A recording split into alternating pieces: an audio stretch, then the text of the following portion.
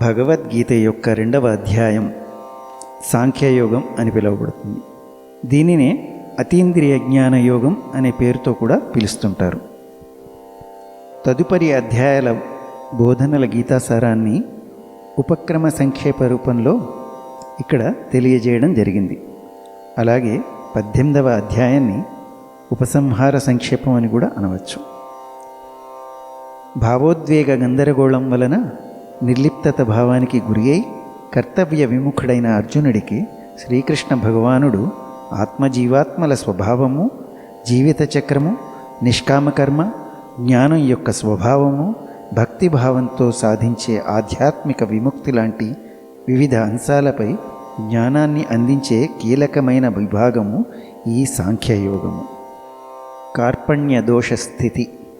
శ్లోకములు 1 నుండి 11లలో అర్జునుడు యుద్ధాన్ని ఎదుర్కోలేక తన బాధను చాలా నాటకీయంగా శ్రీకృష్ణుడికి వ్యక్తం చేస్తాడు. శ్రీకృష్ణుడు అర్జునుడిని మందలించి బలహీనతను అధిగమించమని బోధిస్తాడు. అర్జునుడిని తన శిష్యుడిగా అనుగ్రహిస్తాడు. ఆత్మజ్ఞాన యోగం. శ్లోకములు 12 నుండి 30లలో పుట్టుక మరియు మరణాలచే ప్రభావితం కాని ఆత్మ యొక్క శాశ్వతమైన స్వభావం గురించి బోధించి మార్పుకి లోనయ్యే భౌతిక శరీరం కోసం దుఃఖించవద్దని శ్రీకృష్ణుడు అర్జునుడిని ప్రోత్సహిస్తాడు. కర్మయోగం. కర్తవ్యం మరియు ధర్మం. శ్లోకాలు 31 నుండి 47లలో ఫలితాలతో సంబంధం లేకుండా కర్తవ్య ధర్మాన్ని నిర్వహించడం యొక్క ప్రాముఖ్యతను శ్రీకృష్ణుడు విశదీకరించాడు. ఫలితాలతో అనుబంధాన్ని విడిచిపెట్టడం ద్వారా కర్మయోగిగా మారి జనన మరణ చక్రము నుండి విముక్తి పొందవచ్చునని విశదీకరించాడు. జీవనముక్తి. జ్ఞానయోగం. శ్లోకాలు 48 నుండి 72లలో విముక్తిని పొందే సాధనంగా జ్ఞాన మార్గాన్ని శ్రీకృష్ణుడు అర్జునుడికి వివరిస్తాడు. శరీరానికి శాశ్వతమైన ఆత్మకు మధ్య తేడాను గుర్తించడం ద్వారా ప్రాపంచిక భ్రమలను తొలగించి స్థితప్రజ్ఞుడిగా మనస్సును పరమాత్మ యందు లగ్నము చేసి జనన మరణ చక్రము నుండి విముక్తి పొంది ఆ భగవంతుని దివ్యధామానికి చేరుకునే మార్గాన్ని శ్రీకృష్ణుడు బోధిస్తాడు.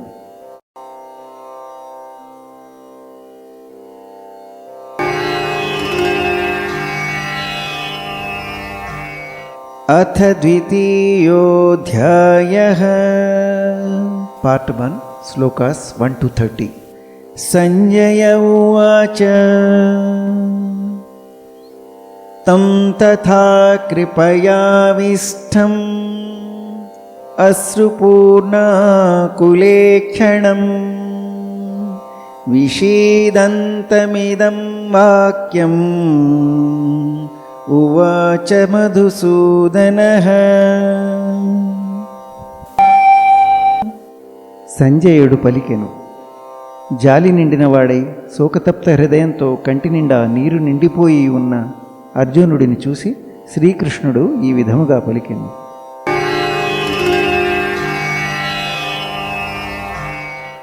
శ్రీ భగవాన్ ఉవాచ కుతస్త్వాకష్మలమిదం విషమే సముపస్థితం అనార్యజుష్టమస్వర్గ్యం అకీర్తికరమర్జున. శ్రీ భగవానుడు ఇట్లనెను. ప్రియమైన అర్జున, ఇలాంటి క్లిష్ట సమయంలో ఈ చిత్తభ్రాంతి ఎట్లా దాపురించింది? ఇది గౌరవనీయమైన వ్యక్తికి తగదు. ఇది ఉత్తమ లోకాలకు దారి తీసేది కాకపోగా అపకీర్తి పాలు చేస్తుంది.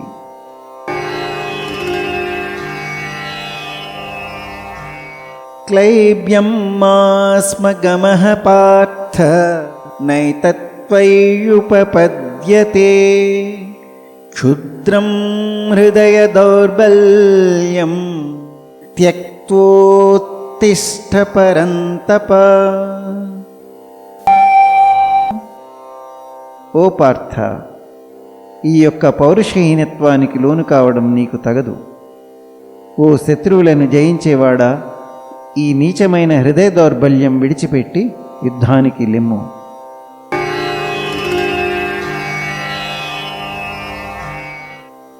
అర్జున ఉవాచ కథం భీష్మమహం సంఖ్యే ద్రోణం చ మధుసూదన ఇషుభిః ప్రతియోత్స్యామి పూజార్హా వరిసూదన.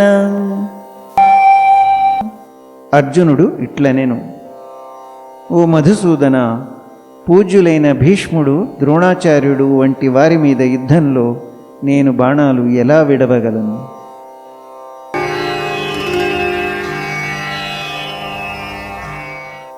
గురూన్ హత్వా హి మహానుభావాన్ శ్రేయో భోక్తుం భైక్షమపీహ లోకే హత్వార్థకామాస్తు గురూనిహైవ భుంజీయ భోగాన్ రుధిర ప్రతిగ్ధాన్.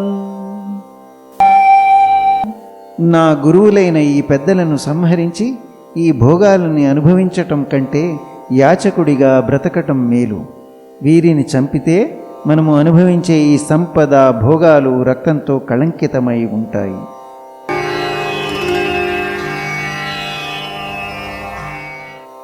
న చైతద్విద్మకతరన్నో గరీయో యద్వా జయేం యది వానో జయేయుః యానేవ హత్వా న జిజీవిషామః తేవ స్థితా ప్రముఖే ధార్తరాష్ట్రాః.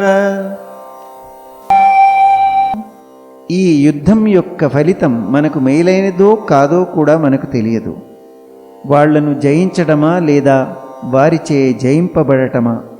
వారిని సంహరించిన తరువాత కూడా మనకు జీవించాలని అనిపించదు. అయినా వారు ధృతరాష్ట్రుని పక్షంలో చేరి మన ఎదురుగా యుద్ధభూమిలో నిలిచి ఉన్నారు కదా.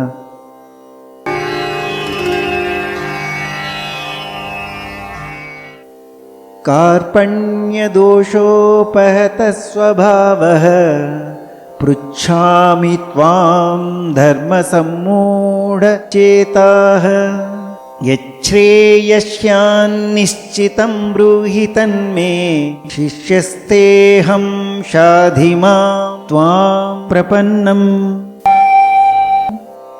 నా కర్తవ్యం ఏమిటో నాకు తెలియటం లేదు, మరియు ఆందోళన, పిరికితనము నన్ను ఆవహించాయి. నేను నీ శిష్యుడను, నీకు శరణాగతుడను. నాకు నిజముగా ఏది శ్రేయస్కరమో దానిని ఉపదేశించుము.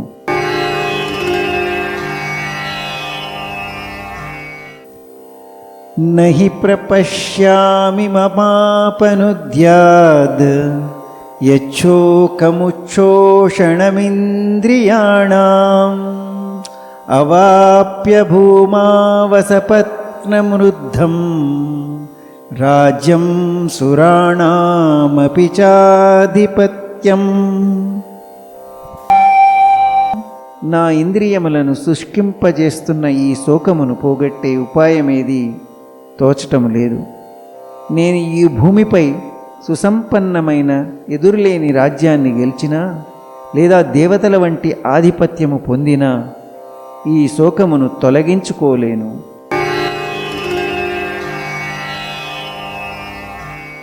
సంజయ ఉవాచ ఏవముక్త్వా హృషీకేశం గుడాకేశ పరంతప నయోత్స్య ఇతి గోవిందం ఉక్త్వా తూష్ణీం బభూవః. సంజయుడు ఇట్లనెను, ఈ విధంగా పలికిన గుణాకేశుడు, శత్రువుని శిక్షించేవాడు, ఋషికేశునితో గోవిందా నేను యుద్ధం చేయను అంటూ మౌనముగా ఉండిపోయాడు.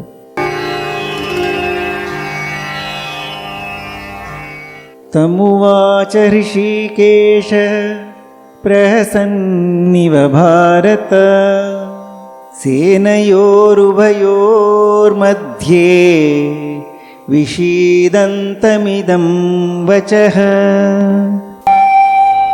శోక సంతుప్తుడైన అర్జునుడితో శ్రీకృష్ణుడు మందహాసముతో ఇట్లు పలికెను.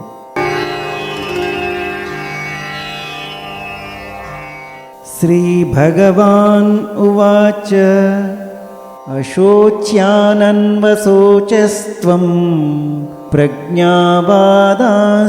भाषसे गतासूनगतासूंश्च नानुशोचन्ति పండితాః.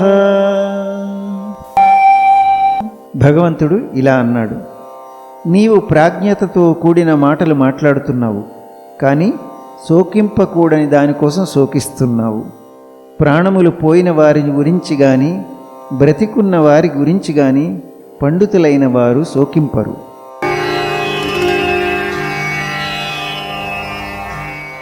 నత్వేవాహం జాతునాసం నత్వం నేమే జనాధిపాః నచైవ న భవిష్యామః సర్వే వయమతః పరం.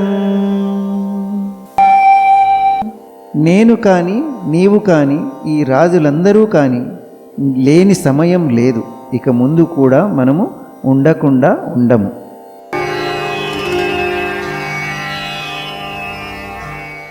దేహినోస్మిన్ యథా దేహే కౌమారం యవ్వనం జరా తథా దేహాంతర ప్రాప్తిః ధీరస్తత్ర న ముహ్యతి.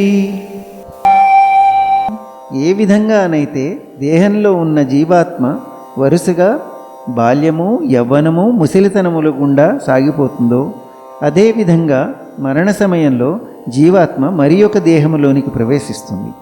వివేకవంతులు ఈ విషయమున భ్రమకు లోనవ్వరు.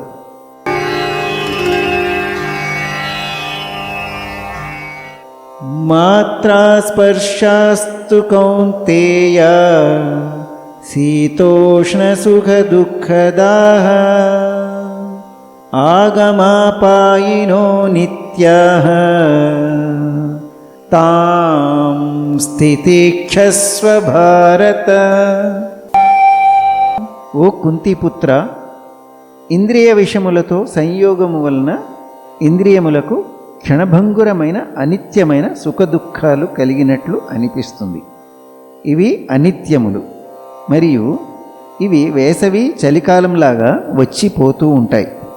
ఓ భరతవంశీయుడా, కలత చెందకుండా వీటిని ఓర్చుకోవడం నేర్చుకోవాలి.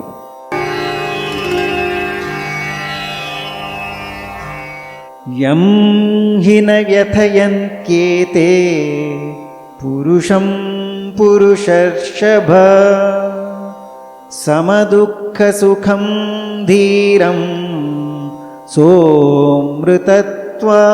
కల్పతే.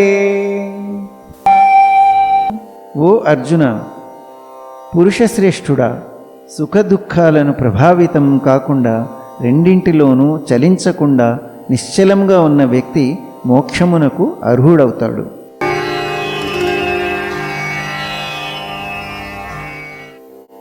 నాసతో విద్యతే భావో నా భావో విద్యతే సతః ఉభయోరపి దృష్టోంతః త్వనయోస్తత్వదర్శిభిః.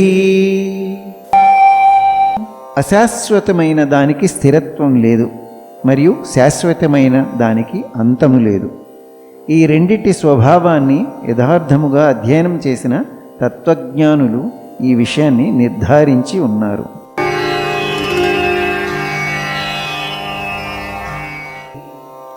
అవినాశితు తద్విద్ధి येन सर्वमिदं ततं विनाशमव्ययस्यास्य न कश्चित् कर्तुमर्हति. ఎవ్వరూ కూడా అనస్వరమైన ఆత్మను నాశనం చేయలేరు. శరీరమంతయు వ్యాపించి ఉండేది అది నాశనం చేయబడలేనిదని తెలుసుకొనము.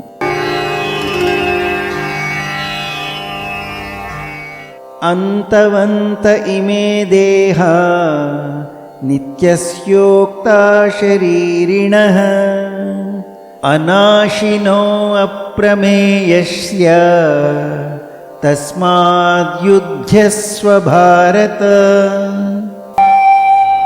ఈ భౌతిక శరీరము మాత్రమే నశించున్నది.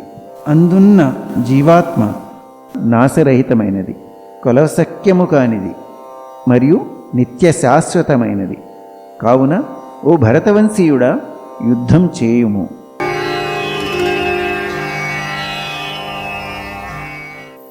యయేనం వేత్తి హంతారం యశ్చైనం మన్యతే హతం ఉభౌ తౌ న విజానీతో నాయం హంతి న హన్యతే. ఆత్మ ఇతరులను చంపును అని భావించేవాడు, ఆత్మ ఇతరులచే చంపబడును అని భావించేవాడు ఇద్దరూ అజ్ఞానులే. నిజానికి ఆత్మ ఎవ్వరిని చంపదు, ఎవ్వరి చేత చంపబడదు.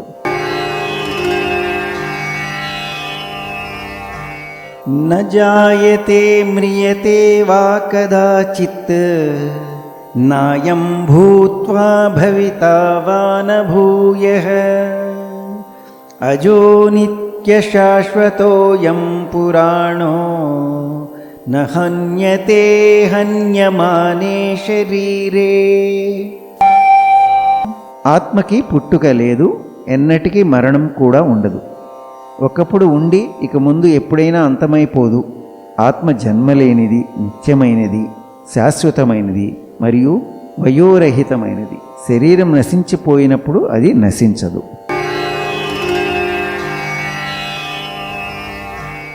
వేదా వినాశినం నిత్యం యయేనమజమవ్యయం కథం స పురుష పార్థ కం ఘాతయతి హంతికం. ఓ పార్థ, ఆత్మ అనేది నాశనం చేయబడలేదు, నిత్యమైనది, పుట్టుక లేనిది, ఎన్నటికీ మార్పు చెందనిది అని తెలిసిన వ్యక్తి ఎవరైనా ఎట్లా చంపును? ఎవరినైనా చంపడానికి కారణం ఎట్లా అవ్వగలడు?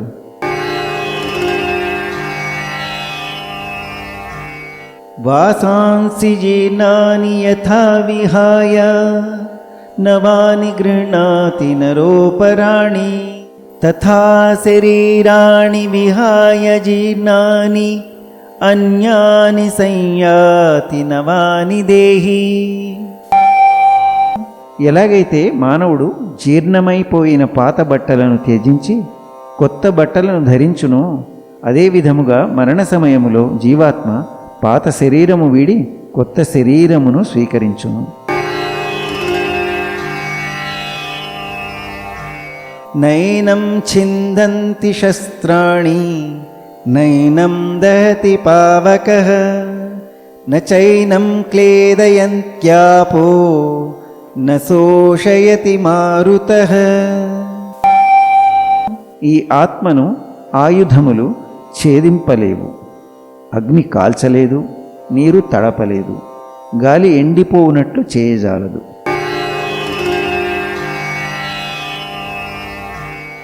అచ్ఛేద్యోయమదాయోయం అక్లేద్యో శోష్య ఏవ చ నిత్యః సర్వగతస్థాణుః అచలోయం సనాతనః.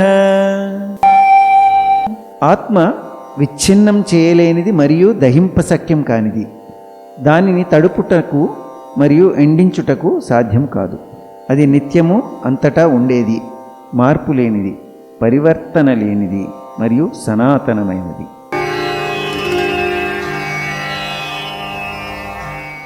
అవ్యక్త్యోయమచింత్యోయం అవికార్యోయముచ్యతే తస్మాదేవం విదిత్వైనం నానుశోచితుమర్హసి.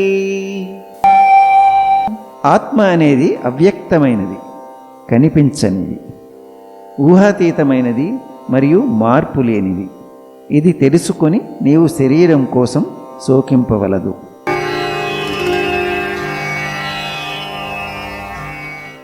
అథ చైనం నిత్యజాతం నిత్యం వా మన్యసే మృతం తథాపి త్వం మహాబాహో నైవం శోచితుమర్హసి. కానీ ఒకవేళ నీవు ఆత్మ పదే పదే జనన మరణములకు లోనగుతుంది అని అనుకున్నా సరే, ఓ మహాబాహువుల కలవాడా, ఇలా శోకించుట తగదు.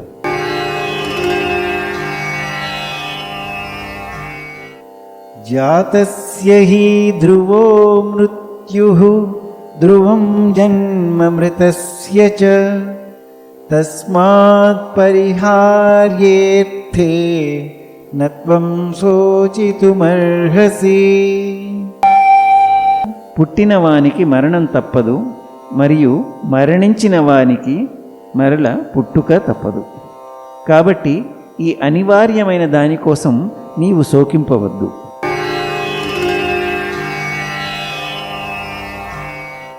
అవ్యక్తాదీని భూతాని వ్యక్తమధ్యాని భారత అవ్యక్తనిధనాన్యేవ తత్ర కా పరిదేవనా. ఓ భరతవంశీయుడా, సృష్టింపబడిన ప్రాణులన్నీ పుట్టుక ముందు అవ్యక్తములు, జీవితకాలంలో వ్యక్తములు, మరల మరణించిన పిదప అవ్యక్తములు. కావున శోకించుట ఎందులకు?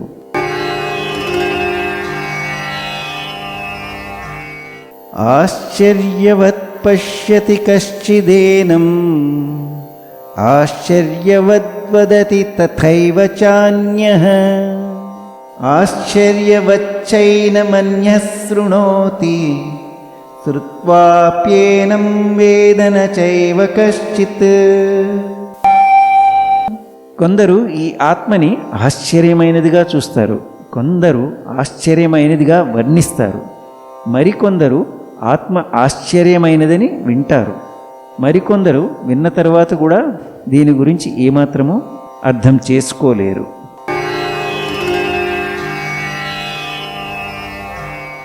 దేహీ నిత్యమవధ్యోయం దేహే సర్వస్య భారత తస్మాత్ సర్వాణి భూతాని నత్వం శోచితుమర్హసి. ఓ అర్జున, దేహమునందు ఉండేడి ఆత్మ చావులేనిది, కాబట్టి ఏ ప్రాణి గురించి కూడా నీవు శోకించుట తగదు.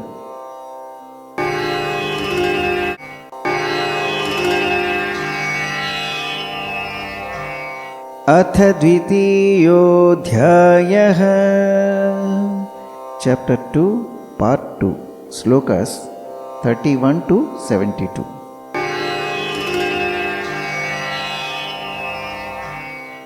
స్వధర్మమపి చావేక్ష్య న వికంపితుమర్హసి ధర్మ్యాద్ధి యుద్ధాత్ శ్రేయోన్యత్ క్షత్రియస్య న విద్యతే. తన మాటలను కొనసాగిస్తూ భగవానుడు క్షత్రియ ధర్మం గురించి చెబుతూ ఈ విధంగా పలికెను. అర్జున, అంతేకాక నీ యొక్క క్షత్రియ స్వధర్మమును అనుసరించి నీవు చలింపరాదు. నిజానికి ఒక క్షత్రియుడికి ధర్మ పరిరక్షణకు యుద్ధము చేయటమనే దానికన్నా మించిన కర్తవ్యము లేదు.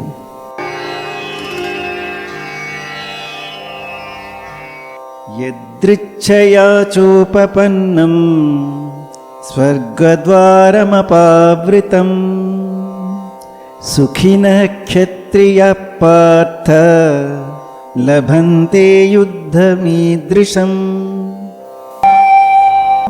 ఓ పార్థ, ధర్మాన్ని పరిరక్షించే ఇలాంటి అవకాశాలు కోరుకోకుండానే దొరికిన క్షత్రియులు అదృష్టవంతులు. ఇవి వారికి స్వర్గమునకు తెరిచి ఉన్న ద్వారము వంటివి.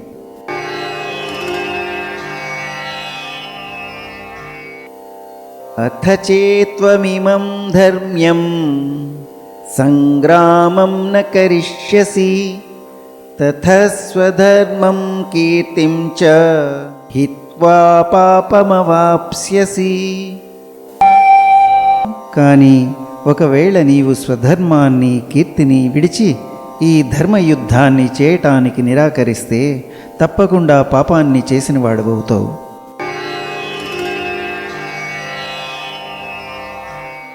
అకీర్తిం చాపి భూతాని కథయిష్యంతి తే వ్యయాం సంభావితస్య చ కీర్తిః మరణాదతిరిచ్యతే.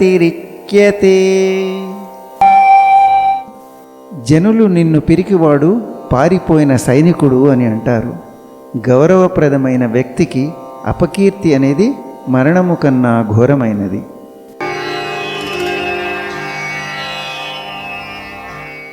భయాద్రణాదుపరతం అంస్యం తే త్వాం మహారథాః ఏషాం చ త్వం బహుమతః భూత్వా యాస్యసి లాఘవం. ఏ మహారథుల దృష్టిలో నీవు గొప్పవాడివో వారు నీవు యుద్ధభూమి నుండి భయముతో పారిపోయావనుకుంటారు. అలా వారికి నీ మీద ఉన్న గౌరవం పోగొట్టుకుంటావు.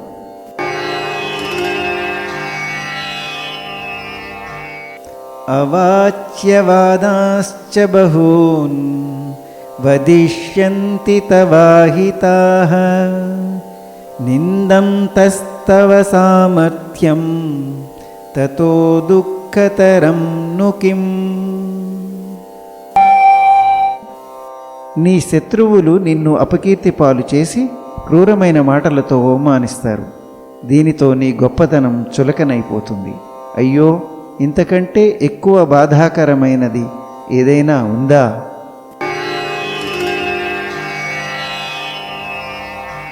హతో వా ప్రాప్స్యసి స్వర్గం జిత్వా వా భోక్ష్యసే మహీం తస్మాదుత్తిష్ఠ కౌంతేయ యుద్ధాయ కృతనిశ్చయః.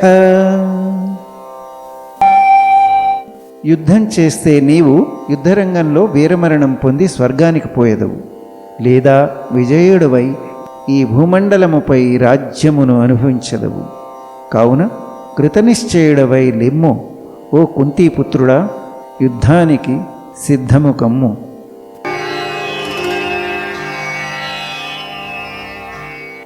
సుఖదుఃఖే సమే కృత్వా లాభాలాభౌ జయాజయౌ తతో యుద్ధాయ యుజ్యస్వ నైవం పాపమవాప్స్యసి. సుఖదుఖాలని, లాభనష్టాలని మరియు జయాపజయములను సమానంగా తీసుకుంటూ కర్తవ్య నిర్వహణగా యుద్ధం చేయుము. నీ బాధ్యతలని ఈ విధంగా నిర్వర్తించటం వలన నీకు ఎన్నటికీ పాపము అంటదు.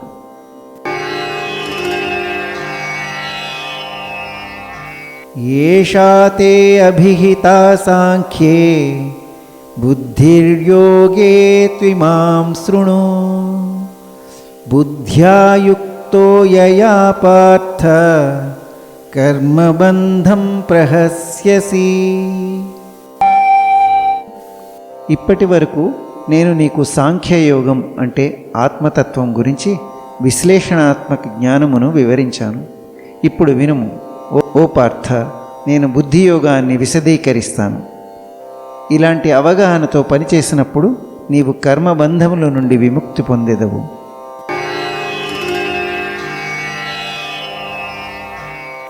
నేహాభిక్రమనాశోస్తి ప్రత్యవాయో న విద్యతే స్వల్పమప్యస్య ధర్మస్య త్రాయతే మహతో భయాత్.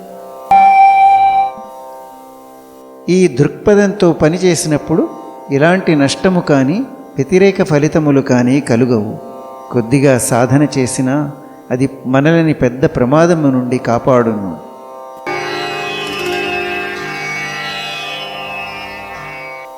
వ్యవసాయాత్మికా బుద్ధిరేకేహ కురు నందన బహుశాఖాహ్యనంతాశ్చ బుద్ధయో వ్యవసాయినాం.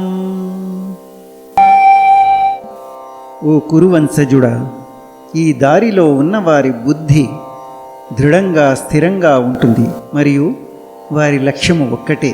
కానీ దృఢ సంకల్పం లేని వారి బుద్ధి పరిపరి విధములుగా ఉంటుంది.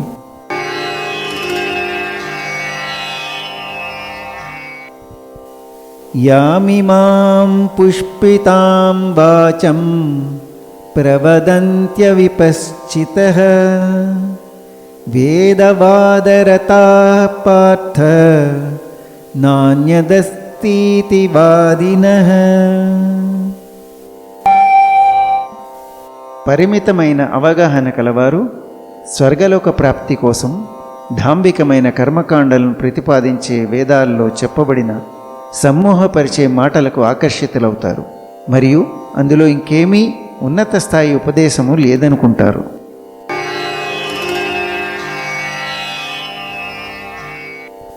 కామాత్మనః స్వర్గపరా జన్మకర్మఫలప్రదాం క్రియావిశేషబహుళాం భోగైశ్వర్యగతిం ప్రతి.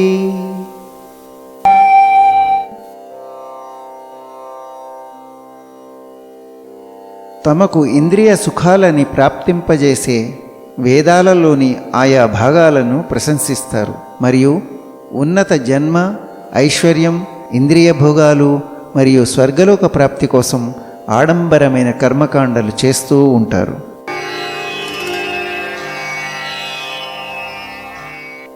భోగైశ్వర్య ప్రసక్తానాం తయాపహృతచేతసాం వ్యవసాయాత్మికా బుద్ధిః సమాధౌ న విధీయతే. ప్రాపంచిక భోగాలు, సుఖాల పట్ల మనస్సు మిక్కిలి మమకారాసక్తితో ఉండి వారి బుద్ధులు ఇటువంటి వాటిచే చిత్తభ్రాంతికి లోనయ్యి వారు భగవత్ ప్రాప్తి పథంలో సాఫల్యానికి కావలసిన దృఢ సంకల్పాన్ని కలిగి ఉండలేరు.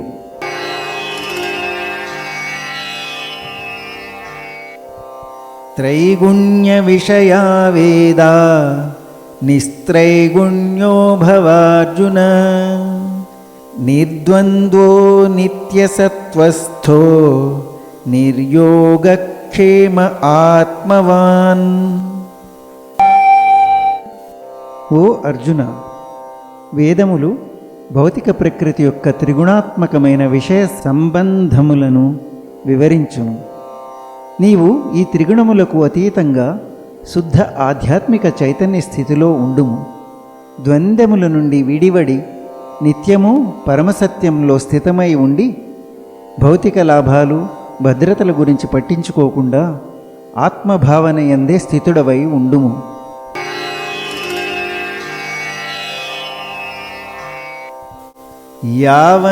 యావనార్థవుదపానే సర్వతః సంప్లుతోదకే తావాన్ సర్వేషు వేదేషు బ్రాహ్మణస్య విజానతః. ఒక చిన్న నీటి నూతిలో తీరే అన్ని ప్రయోజనాలు సహజంగానే ఒక పెద్ద నీటి కొలనుతో తీరుతాయి. అదే ప్రకారంగా పరమసత్యాన్ని ఎరిగిన భగవత్ప్రాప్తి పొందిన వ్యక్తి అన్ని వేదముల లక్ష్యాన్ని నెరవేర్చినట్లే.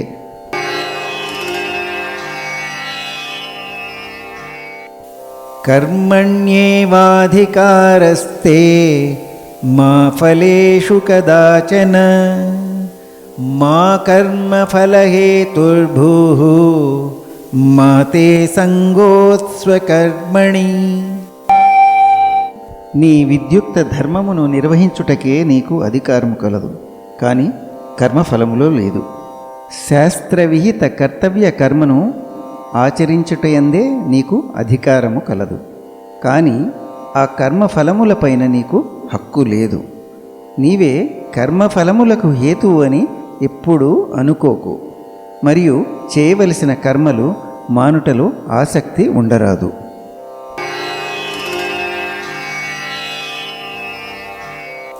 యోగస్థ కురు కర్మాణి సంగం త్యక్త్వా ధనంజయ సిద్ధ్యసిద్ధ్యో సమో భూత్వా సమత్వం యోగ ఉచ్యతే. జయాపజయముల పట్ల మమకారాసక్తి విడిచిపెట్టి, ఓ అర్జున, నీ కర్తవ్య నిర్వహణలో స్థిరముగా ఉండుము. ఇటువంటి సమత్వ బుద్ధియే యోగము అని చెప్పబడును.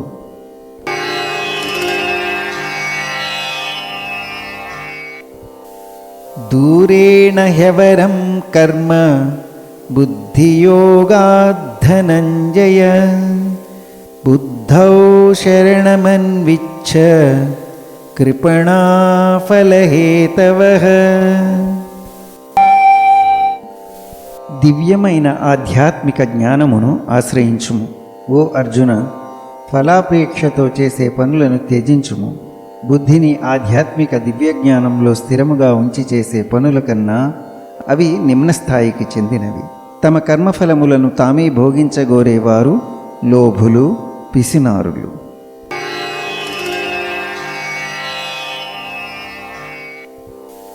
బుద్ధియుక్తో జహాతీహ ఉభే సుకృతదుష్కృతే తస్మాద్యోగాయ యుజ్యస్వ యోగకర్మసు కౌశలం. వివేకముతో ఈ ఫలాశక్తిరహిత కర్మశాస్త్రమును ఆచరణలో పెట్టినవాడు ఈ జన్మలోనే పుణ్యపాపములను రెంటిని త్యజించును. కాబట్టి నైపుణ్యంతో సరి అయిన దృక్పథంతో పనిచేయటం అనే యోగాభ్యాసము చేయుము.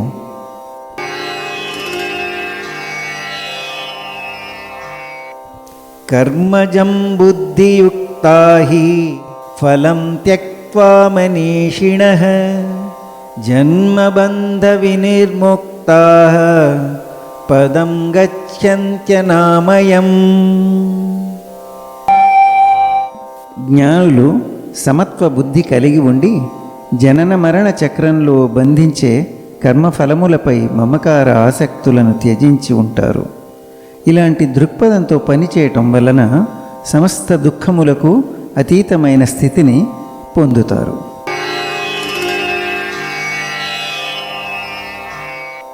యదా తే మోహకలిలం బుద్ధిర్వ్యతితరిష్యతి తదా గంతాసి నిర్వేదం శ్రోతవ్యస్య శ్రుతస్య చ. మోహమనే ఊబి నుండి నీ బుద్ధి బయటపడినప్పుడు నీవు ఇప్పటి వరకు విన్న దాని గురించి, ఇక వినబోయే దాని గురించి వైరాగ్యం కలుగుతుంది. ముఖ్యముగా ఇహపరలోక భోగముల విషయంలో.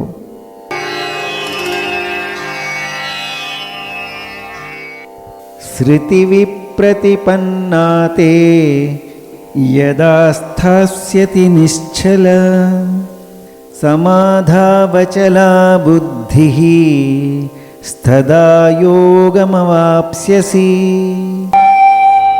కామ్య కర్మకాండలను చెప్పే వేద విభాగాల వైపు ఆకర్షితం కాకుండా నీ బుద్ధి ఎప్పుడైతే భగవంతుని యందే నిశ్చలంగా ఉంటుందో అప్పుడు సంపూర్ణమైన యోగస్థితిని పొందెదవు.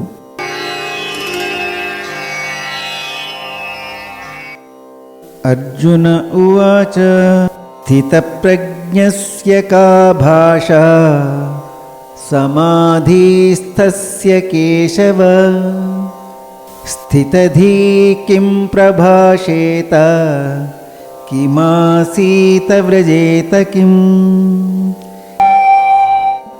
అర్జునుడు పలికెను, ఓ కేశవ, భగవద్ధ్యాసయందే స్థిరముగా ఉన్న స్థితప్రజ్ఞుని వాని లక్షణములు ఏమిటి?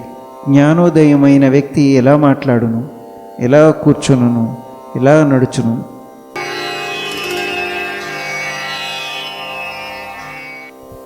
శ్రీ భగవాన్ ఉవాచ ప్రజహాతి యదా కామాన్ సర్వాన్ పార్థమనోగతాన్ ఆత్మన్యేవాత్మనా తుష్టః స్థితప్రజ్ఞస్తదోచ్యతే. భగవానుడు పలికెను, ఓ పార్థ, మనస్సుని వేధించే అన్ని స్వార్థ ప్రయోజనాలను, ఇంద్రియ వాంఛలను త్యజించి ఆత్మజ్ఞానంలోనే సంతుష్టుడైనప్పుడు ఆ వ్యక్తిని స్థితప్రజ్ఞుడు అంటారు.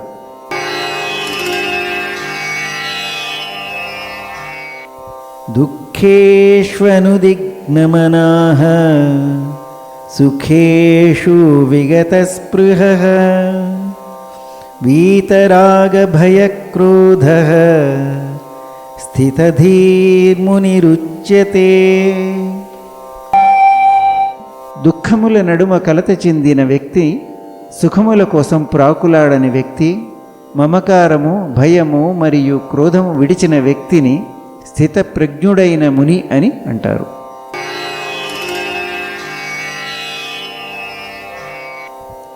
యస్సర్వత్రానభిస్నేహః తత్తత్ప్రాప్య శుభాశుభం నాభినందతి నద్వేష్టి తస్య ప్రజ్ఞా ప్రతిష్ఠిత. ఎవరైతే అన్ని పరిస్థితులలో మమకారం, ఆసక్తి లేకుండా ఉంటాడో, సౌభాగ్యానికి హర్షమునందకుండా మరియు కష్టాలకు కృంగిపోకుండా ఉంటాడో అతను పరిపూర్ణ జ్ఞానంతో ఉన్న ముని.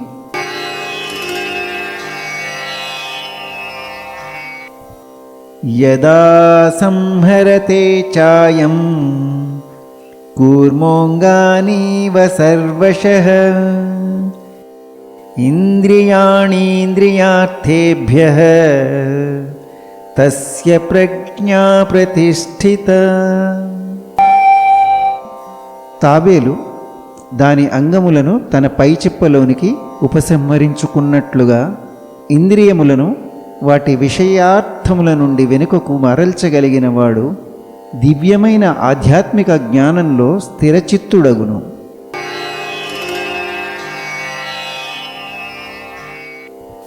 విషయా వినివర్తంతే నిరాహారస్య దేహినః రసవర్జ్యం రసోప్యస్య పరం దృష్ట్వా నివర్తతే. సాధకులు తమ ఇంద్రియములను వాటి భోగ వస్తు విషయముల నుండి నియంత్రించినా గాని ఇంద్రియ విషయముల మీద రుచి ఉండిపోతుంది. కానీ భగవత్ప్రాప్తి పొందిన వారికి ఆ రుచి కూడా అంతమగును.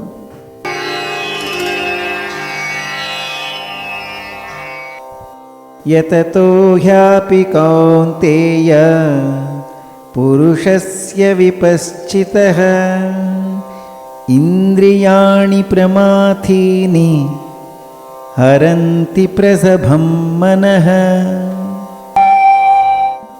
ఇంద్రియములు ఎంత ప్రబలమైనవి, అల్లకల్లోలమైనవి అంటే, ఓ కుంతిపుత్రుడా, వివేకము కలిగి స్వీయ నియంత్రణ పాటించే సాధకుని మనస్సుని కూడా బలవంతంగా లాక్కొని పోగలవు.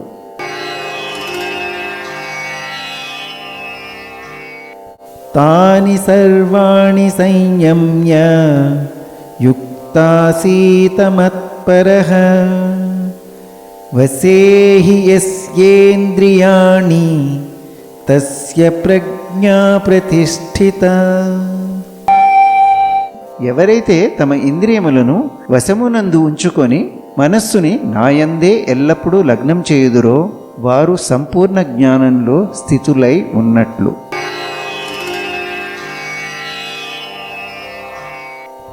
ధ్యాయతో విషయాన్ పుంసః సంగస్థేషూపజాయతే సంగాత్ సంజాయతే కామః కామాత్ క్రోధోభిజాయతే.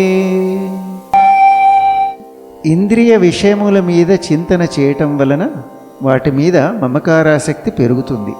ఈ ఆసక్తి కోరికలను కలుగజేస్తుంది మరియు కోరికల నుండే క్రోధము ఉత్పన్నమవుతుంది.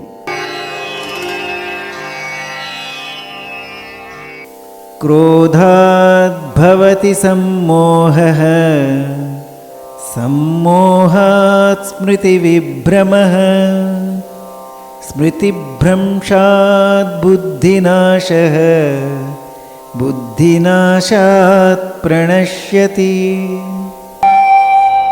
కోపం అనేది విచక్షణారాహిత్యానికి దారితీస్తుంది.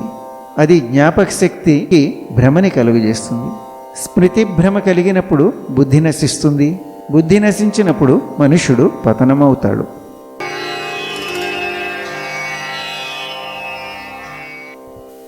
రాగద్వేష వియుక్తైస్తు విషయానింద్రియైశ్చరన్ ఆత్మవశ్యైర్విధేయాత్మా ప్రసాదమధిగచ్చతి.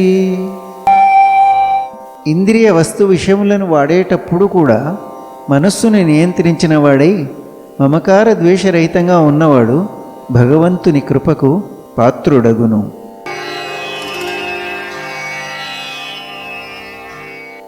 ప్రసాదే సర్వదుఃఖానాం హానిరస్యోపజాయతే ప్రసన్నచేతసో హ్యాసు బుద్ధిపర్యవతిష్ఠతే.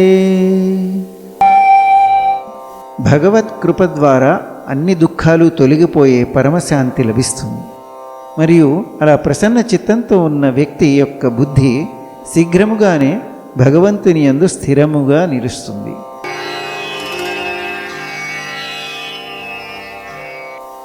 నాస్తి బుద్ధిరయుక్తస్య నచాయుక్తస్య భావనా నచాభావయతః శాంతిః అశాంతస్య కుతః సుఖం. మనస్సు ఇంద్రియములను నియంత్రించగల క్రమశిక్షణ లేని వ్యక్తికి స్థిరమైన బుద్ధి కానీ నిలకడైన భగవద్ధ్యాస కానీ ఉండవు. ఎవరైతే మనస్సుతో భగవంతుని యందు ఐక్యమవరో వారికి శాంతి ఉండదు. ఇక మనశ్శాంతి లోపించిన వాడు సంతోషముగా ఎలా ఉండగలుగుతాడు?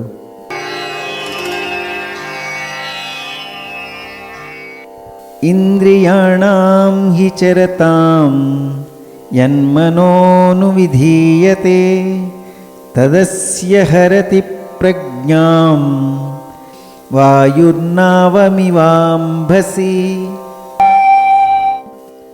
ఎలాగైతే బలమైన వీచే గాలి నీటిలో నావను దాని దిశ నుండి పక్కకు నెట్టివేస్తుందో, అలాగే ఏ ఒక్క ఇంద్రియము పైన గాని మనస్సు కేంద్రీకృతమైనచో అది బుద్ధిని హరించి వేస్తుంది.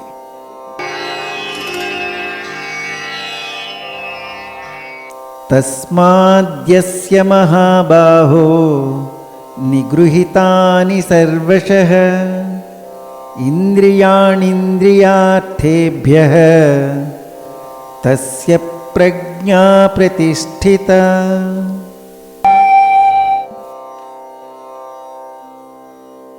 ఓ అర్జున, శక్తివంతమైన బాహువులు కలవాడా, ఇంద్రియములను ఇంద్రియ విషయముల నుండి పూర్తిగా నిగ్రహించిన వ్యక్తి ఆధ్యాత్మిక జ్ఞానంలో స్థిరముగా ఉండును.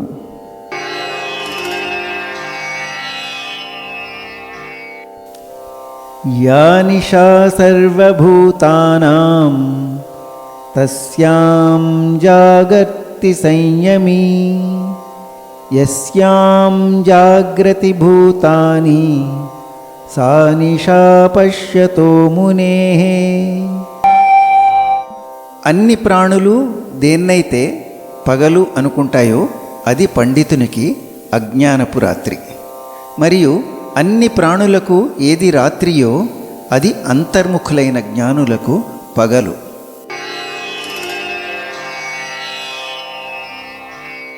ఆపూర్వమాణం అచల ప్రతిష్టం సముద్రమాప ప్రవిశంతి యద్వత్ తద్వత్ కామాయం ప్రవిశంతి సర్వే శాంతిమాప్నోతి న కామకామీ. ఎన్నో నదులు తనలో నిత్యం కలుస్తున్నా ఎలాగైతే సముద్రము నిశ్చలంగా ప్రశాంతంగా ఉంటుందో, అదేవిధంగా ఎన్నో వాంఛనీయ వస్తువులు తన చుట్టూ వస్తూనే ఉన్న చలించని యోగి శాంతిని పొందుతాడు. కోరికలను సంతృప్తిపరచుకోవడానికి కృషి చేసే వ్యక్తి ఇది పొందజాలడు.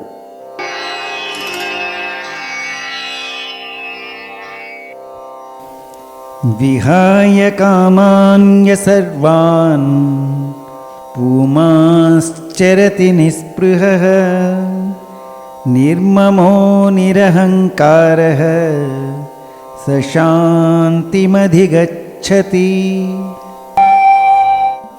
ఎవరైతే అన్ని ప్రాపంచిక కోరికలను త్యజించి మరియు అత్యాశ లేకుండా, నేను, నాది అన్న భావన లేకుండా మరియు అహంకార రహితముగా ఉంటాడో అలాంటి వానికి పరిపూర్ణమైన ప్రశాంతత లభిస్తుంది.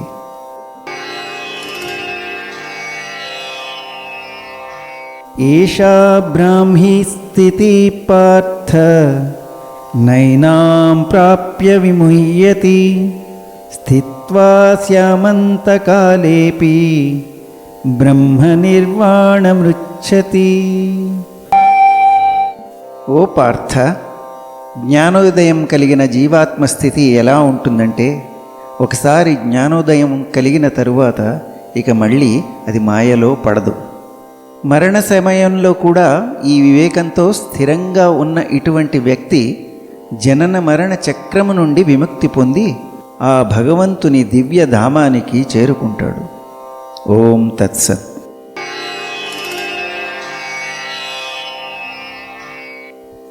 ఓం తత్సదితి శ్రీమద్భగవద్గీతాసుపనిషత్సు బ్రహ్మ విద్యాయా యోగశాస్త్రే శ్రీకృష్ణార్జున సంవాదే సాంఖ్యయోగో నామ ద్వితీయోऽధ్యాయః.